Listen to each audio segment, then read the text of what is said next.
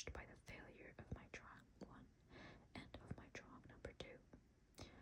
Grown-ups never understand anything by themselves, and it is exhausting for children to have to provide explanations over and over again. So then I had to choose another career, and I learned to pilot airplanes. I have flown almost everywhere in the world, and as a matter of fact, geography has been a big help to me. I could tell China from Arizona at first glance, which is very useful if you get lost during the flight. So I have had, in the course of my life, lots of encounters with lots of serious people. I have spent lots of times with grown-ups. I have seen them at close range, which hasn't much improved my opinion of them. Whenever I encountered a grown-up who seemed to me at all enlightened, I would experiment on him with my drawing number 1, which I've always kept. I wanted to see if he really understood anything, but he would always answer, "That's a hat." Then I wouldn't talk about boa constrictors or jungles or stars. I would put myself on his level and talk about bridge and golf and politics and neckties, and my grown-up was glad to know such a reasonable person. So I lived all alone, without anyone I could really talk to, until I had to make a crash landing in the Sahara Desert 6 years ago. Something in my plane's engine had broken, and since I had neither a mechanic nor passengers in the plane with me, I was preparing to undertake the difficult repair job by myself. For me, it was a matter of life or death. I had only enough drinking water for 8 days. The first night, then, I went to sleep on the sand 1,000 miles from any inhabited country. I was more isolated than a man shipwrecked on a raft in the middle of the ocean. So you can imagine my surprise when I was awakened at daybreak by a funny little voice saying, "Please, draw me a sheep." What?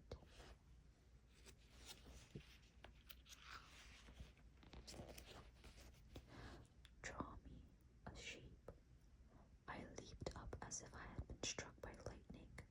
I rubbed my eyes hard. I stared, and I saw an extraordinary little fellow staring back at me very seriously.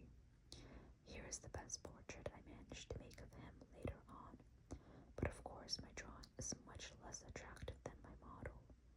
That is not my fault.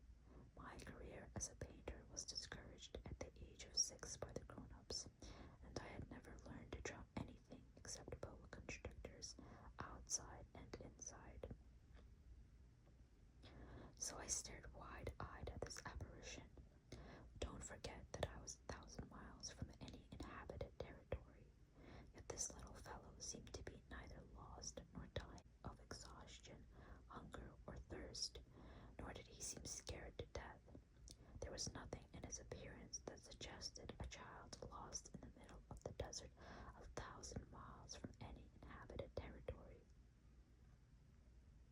When I finally managed to speak, I asked him, "But what are you doing here?" And then he repeated, very slowly and very seriously, "Please, draw me a sheep." In the face of an overpowering mystery, you don't dare disobey. Absurd as it seemed, 1,000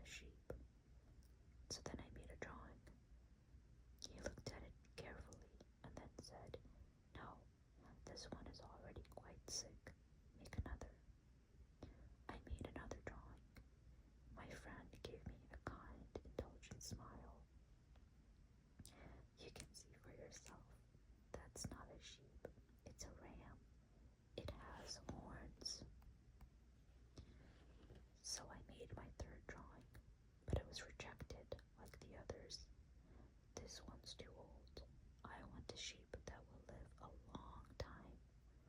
So then, impatiently, since I was in a hurry to start work on my engine, I scribbled this drawing and added, "This is just the crate. The sheep you want is inside." But I was amazed to see my young critic's face light up. "That's just the kind I wanted. Do you think this sheep will need a lot of grass?" "Why?" "Because where I live, everything is very small. There's sure to be enough. I've given you a very small sheep." He bent over the drawing. "Not so small as that. Look, he's gone to sleep." And that's how I made the acquaintance of the little prince.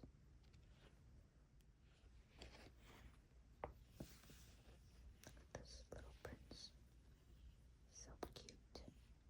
He's got these fluffy yellow hair, this huge green and red overcoat, these gray long boots, a dashing sword, a cummerbund, and kind of looks like a silver dial instead of a bow tie and little stars on his shoulders.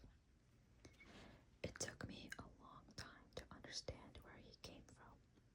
The little prince, who asked me so many questions, never seemed to hear the ones I asked him. It was things he said quite at random that, bit by bit, explained everything. For instance, when he first caught sight of my airplane — I won't draw my airplane, that'll be much too complicated for me — he asked, "What's that thing over there?" "It's not a thing. It flies. It's an airplane. My airplane." And I was proud to tell him I could fly. Then he exclaimed, "What? You fell out of the sky?" "Yes," I said modestly. "Oh, that's funny." And the little prince broke into a lovely peal of laughter, which annoyed me a great deal. I like my misfortunes to be taken seriously. Then he added, "So you fell out of the sky too? What planet are you from?"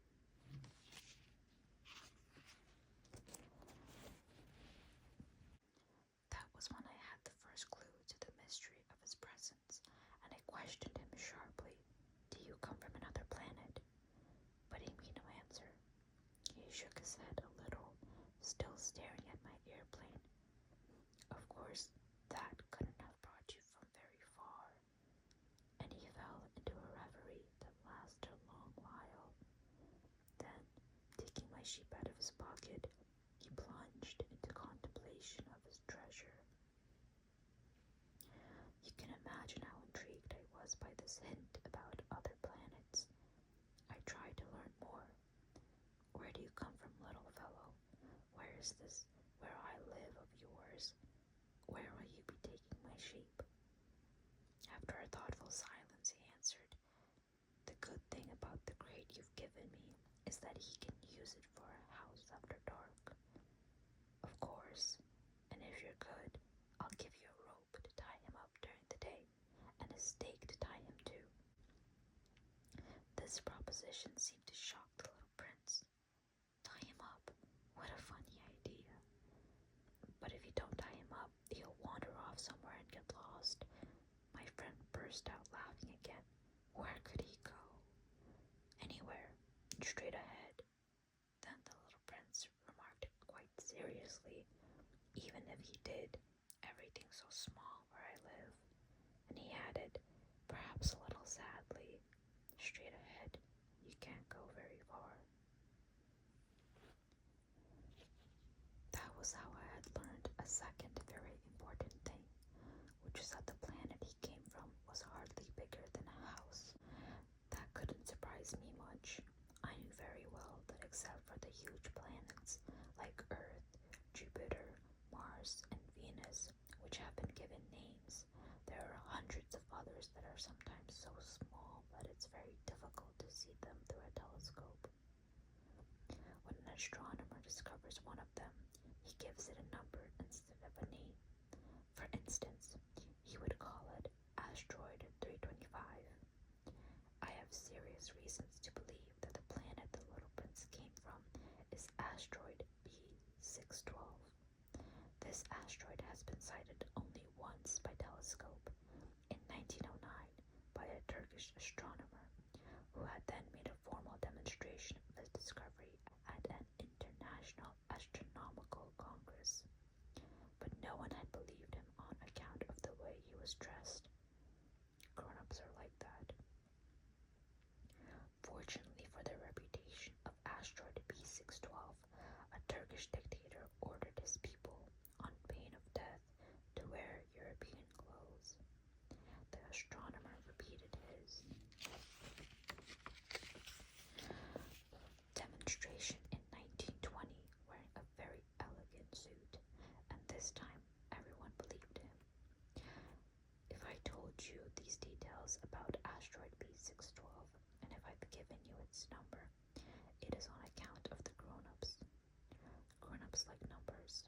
When you tell them about a new friend, they never ask questions about what really matters.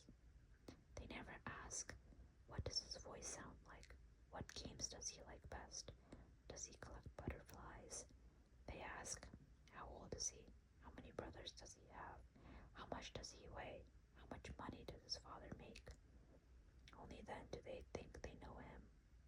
If you tell grown-ups, I saw a beautiful red brick house with geraniums at the windows and doves on the roof, they won't be able to imagine such a house. You have to tell them, I saw a house worth 100,000 francs. Then they exclaim, what a pretty house. And this is the little prince on his planet, all alone. Poor little prince.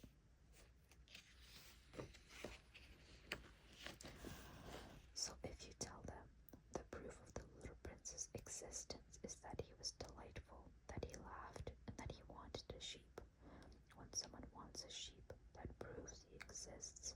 They shrug their shoulders, and they treat you like a child. But if you tell them the planet he came from is asteroid B612, then they'll be convinced, and they won't bother you with their questions. That's the way they are. You must not hold it against them. Children should be very understanding of grown-ups. But of course, those of us who understand life couldn't care less about numbers. I should have liked to begin this story like a fairy tale. I should have liked to say, once upon a time, there was a little prince who lived on a planet hardly bigger than he was, and who needed a friend. For those who understand life, that would sound much truer. The fact is, I don't want my book to be taken lightly. Telling these memories is so painful for me. It's already been 6 years since my friend went away, taking his sheep with him.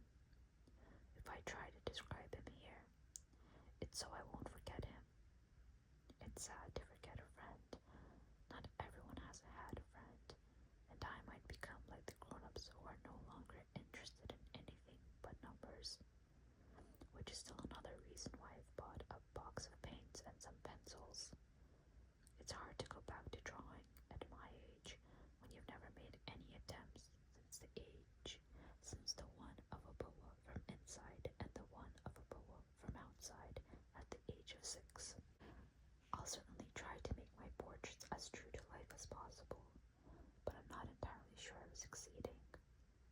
One drawing works, and the next no longer bears any resemblance, and I'm a little off on his height too.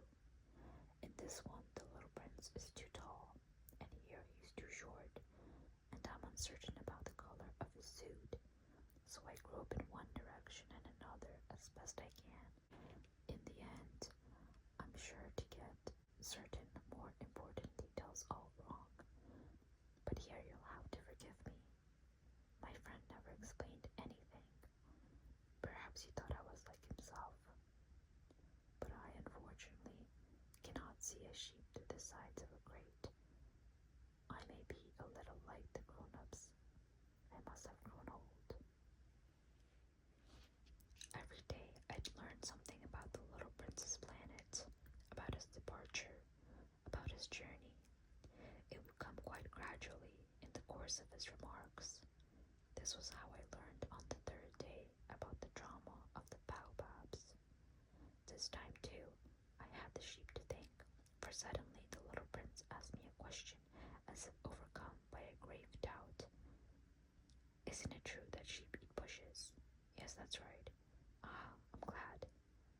I didn't understand why it was so important that sheep should eat bushes, but the little prince added, and therefore they eat baobabs too. I pointed out to the little prince that baobabs are not bushes, but trees as tall as churches, and that even if he took a whole herd of elephants back to his planet, that herd couldn't finish off a single baobab.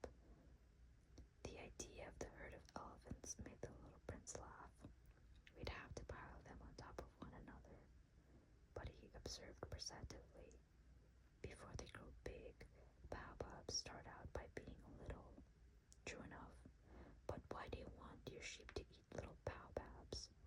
He answered, oh, come on, you know, as if we were talking about something quite obvious, and I was forced to make a great mental effort to understand this problem all by myself. And in fact, on the little prince's planet there were, as on all planets, good plants and bad plants. The good plants come from good seeds, and the bad plants from bad seeds. But the seeds are invisible. They sleep in the secrecy of the ground until one of them decides to wake up. Then it stretches and begins to sprout, quite timidly at first, a charming, harmless little twig reaching toward the sun. If it's a radish seed or a rosebush seed, you can let it sprout all it likes. But if it's the seed of a bad plant, you must pull the plant up right away as soon as you can recognize it.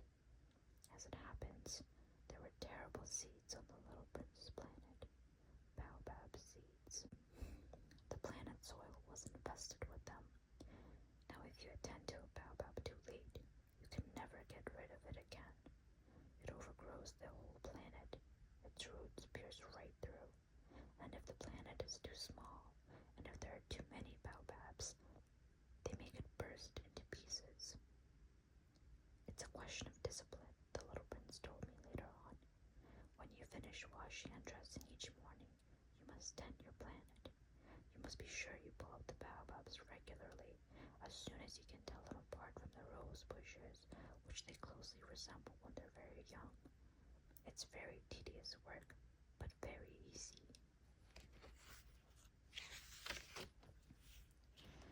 And one day he advised me to do my best to make a beautiful drawing for the edification of the children where I live.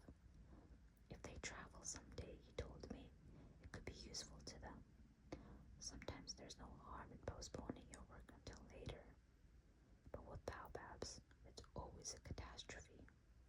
I knew one planet that was inhabited by a lazy man. He had neglected the 3 bushes. So following the little prince's instructions, I have drawn that planet. I don't much like assuming the tone of a moralist, but the danger of baobabs is so little recognized, and the risks run by anyone who might get lost on an asteroid are so considerable, that for once I am making an exception to my habitual reserve. I say, children, watch out for baobabs. It's to warn my friends of a danger of which they, like myself, have long been unaware that I worked so hard on this drawing. The lesson I'm teaching is worth the trouble. You may be asking, why are there no other drawings in this book as big as the drawing of the baobabs? There's a simple answer. I tried, but I couldn't manage it. When I drew the baobabs, I was inspired by a sense of urgency.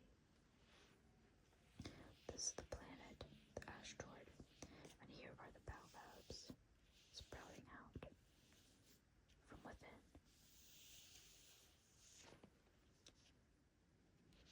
Oh, little prince, gradually this was how I came to understand your sad little life. For a long time, your only entertainment was the pleasure of sunsets. I learned this new detail on the morning of the 4th day when you told me. I really like sunsets. Let's go look at one now.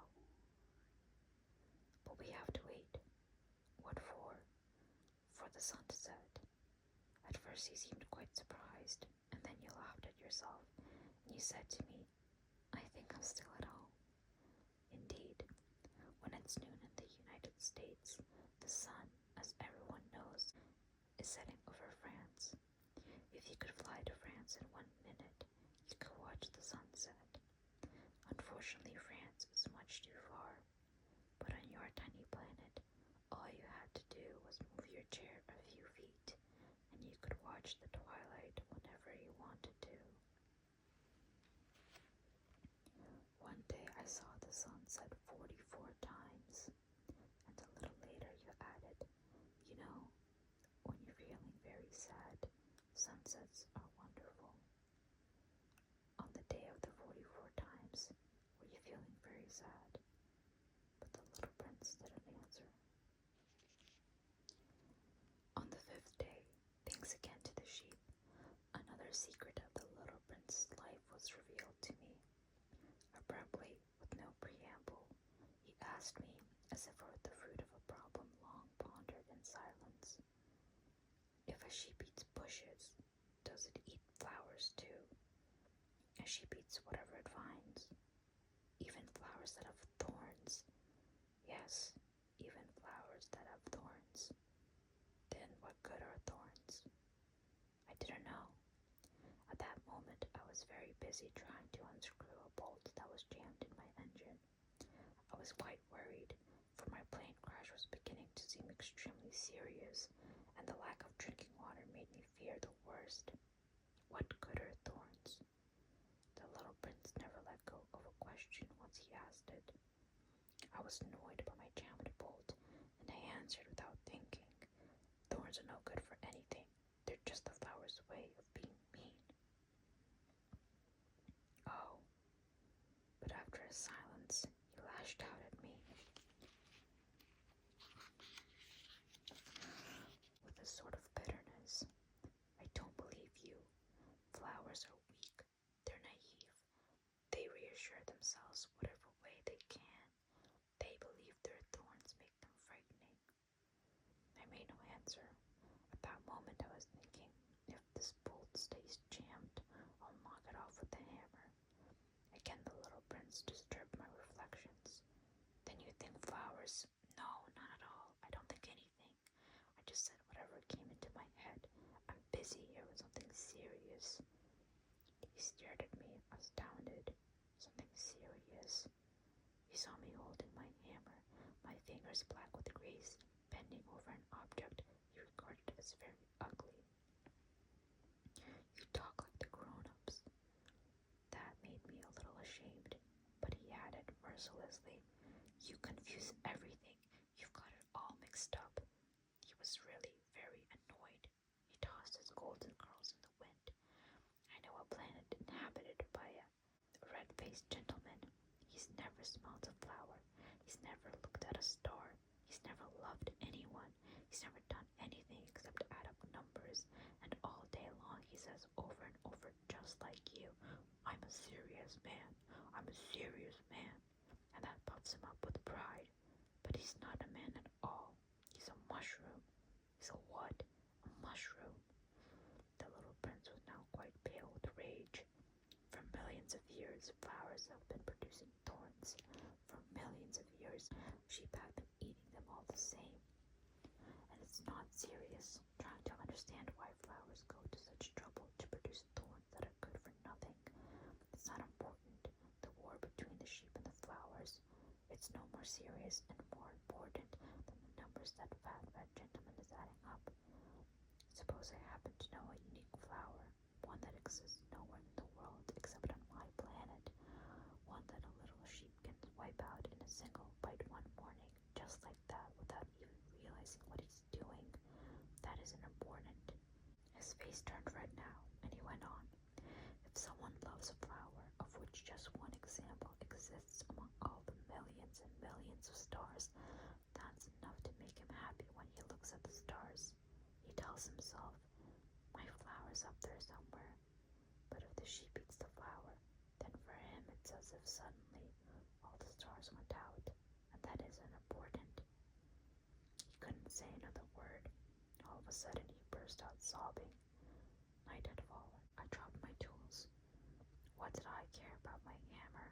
my bolt about thirst and death. There was on one star, on one planet, on mine, the earth, a little prince to be consoled. I took him in my arms. I rocked him. I told him, the flower you love is not in danger. I'll draw you a muzzle for your sheep. I'll draw you a fence for your flower. I didn't know what to say. How clumsy I felt. I didn't know how to reach him, where to find him. It's so mysterious, the land of tears.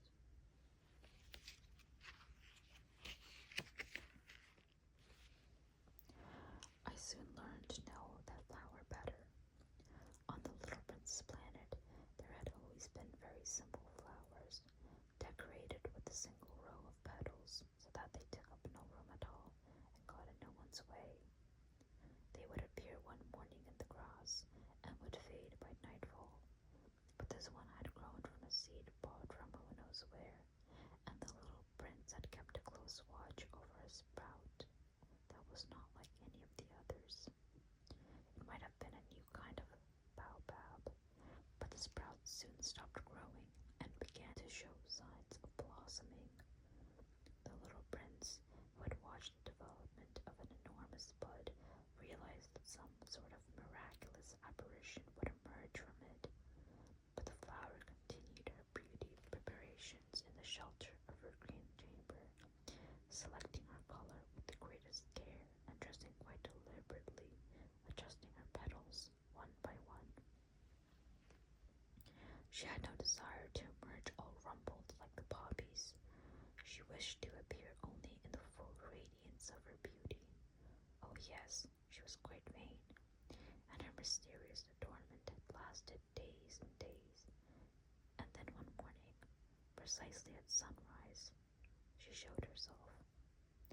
And after having labored so painstakingly, she yawned and said, I'm hardly awake. Forgive me. I'm still all untidy. But the little prince couldn't contain his admiration. How lovely you are. Aren't I? The flower answered sweetly. And I was born the same time as the sun. The little prince realized that she wasn't any too modest, but she was so dazzling. I believe it is breakfast time, she had soon added. Would you be so kind as to tend to me? And the little prince, utterly abashed, having gone to look for a watering can, served the flower. She had soon begun tormenting him with her rather touchy vanity. One day, for instance, alluding to her 4 thorns, she remarked to the little prince, I'm ready for tigers with all their claws. There are no tigers on my planet, the little prince had objected, and besides, tigers don't eat weeds. I am not a weed, the flower sweetly replied. Forgive me.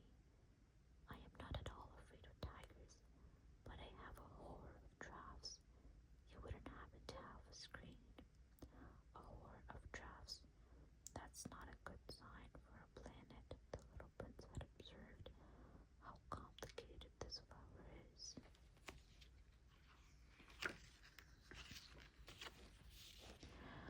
After dark, you will put me under glass. How cold it is where you live. Quite uncomfortable where I come from. But she suddenly broke off. She had come here as a seed. She couldn't have known anything of other worlds. Humiliated at having let herself be caught on the verge of so naive a lie, she coughed 2 or 3 times in order to put the little prince in the wrong. And that screen. I was going to look for one, but you were speaking to me. Then she made herself cough again, in order to inflict a twinge of remorse on him all the same.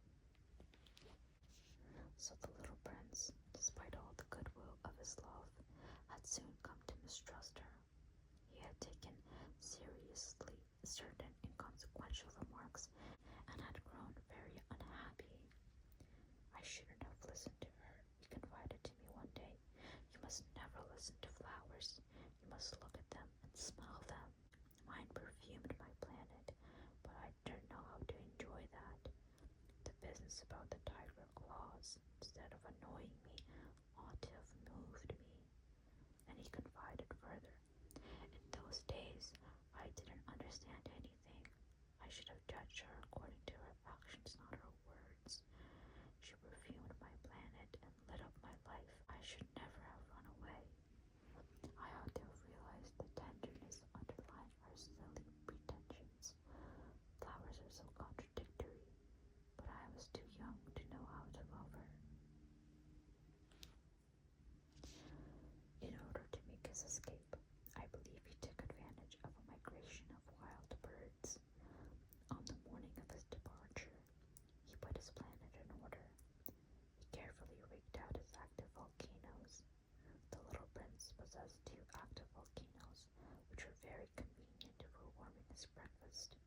He also possessed 1 extinct volcano, but as he said, you never know. So he raked out the extinct volcano too. If they are properly raked out, volcanoes burn gently and regularly, without eruptions.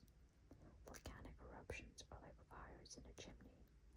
Of course, on our Earth we are much too small to rake out our volcanoes. That is why they cause us so much trouble. The little prince also uprooted, a little sadly, the last baobab shoots. He believed he would never be coming back, but all these familiar tasks seemed very sweet to him on this last morning. And when he watered the flower 1 last time and put her under glass, he felt like crying. Goodbye, he said to the flower, but she did not answer him. Goodbye, he repeated. The flower coughed, but not because she had a cold.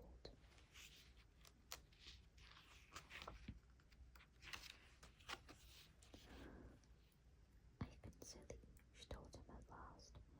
I ask your forgiveness. Try to be happy. He was surprised that there were no reproaches. He stood there quite bewildered, holding the glass spell in midair. He failed to understand this calm sweetness. Of course I love you, the flower told him.